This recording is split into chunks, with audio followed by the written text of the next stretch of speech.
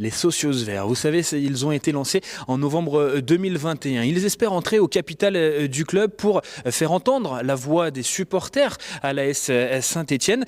Pour l'instant, sur les 42 000 contributions qu'ils espèrent, 2 962 personnes ont répondu à l'appel pour 501 152 € qui ont été levés. Ils espèrent environ 4 millions d'euros pour pouvoir entrer justement dans ce capital de l'AS Saint-Étienne. Mais en attendant, eh bien, ils agissent avec justement cette action qui a été proposée à des enfants de centres sociaux à Saint-Étienne. C'était le 20 janvier dernier avec au programme une visite du stade et du musée.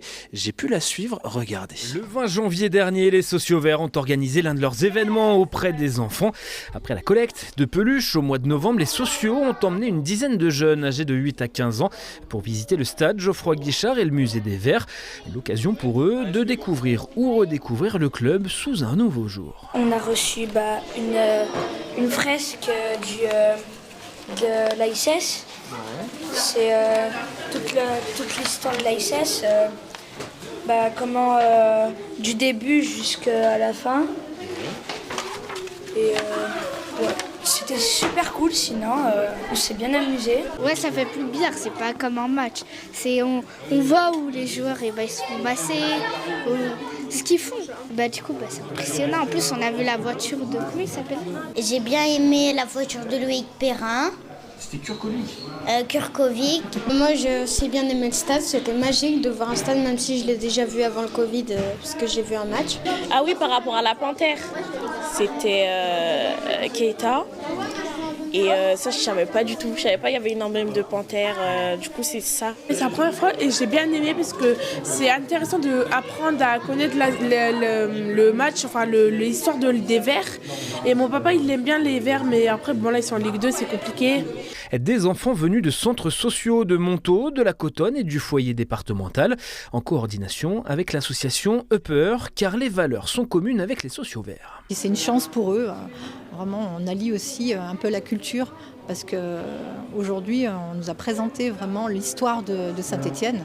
Et c'est quand même la base pour les enfants surtout. Le sport, c'est vrai, c'est vraiment un vecteur.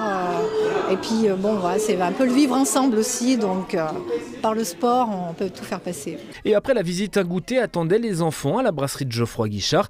L'occasion cette fois de faire un peu plus de pédagogie avec l'association Football Écologie France, venue rappeler que le foot peut mettre la main à la pâte du développement durable. Alors très concrètement, sur les clubs par exemple professionnels, on les oriente plus vers des actions sur du covoiturage par exemple pour leurs supporters, des maillots qui soient éco-conçus, le plus proche possible des clubs, avec des types d'alimentation qui soient aussi plus écologiques dans les stades. Voilà. Après, il y a d'autres impacts aussi sur l'environnement comme les déchets. Chaque match professionnel en France, en moyenne, on rejette 10 tonnes de déchets. Donc c'est aussi assez conséquent, c'est pas forcément toujours trié, revalorisé derrière, donc il y a énormément de travail à faire aussi de ce point de vue-là. Le sport et en particulier le foot s'appuie sur des fortes valeurs comme la solidarité, le travail d'équipe, le dépassement de soi. Et en fait, ces valeurs-là, on en a besoin pour arriver à faire des profonds changements de comportement sur l'éco-responsabilité, sur être plus écologique dans son comportement dans la vie de tous les jours. Et du coup, c'est pour ça que ça va vite aussi. On part de loin, mais ça va beaucoup plus vite que dans d'autres secteurs d'activité ou que dans d'autres sports même. Une solidarité qui fait partie de l'ADN défendu par les Socios. Et dans l'éventualité où ils entreraient au conseil d'administration du club, ils l'assurent, leurs initiatives seraient complémentaires à ce que fait déjà ASS Cœur Vert. Lionel Potillon, le président d'ASS Cœur Vert, est aussi responsable RSE du club. Voilà, donc on rentre totalement complémentaires. L'AS Saint-Étienne doit être une famille, Socios Verts, ASS Cœur Vert et l'AS Saint-Étienne doivent travailler ensemble. Toutes les infos sur les Socios à retrouver sur sociosverts.fr.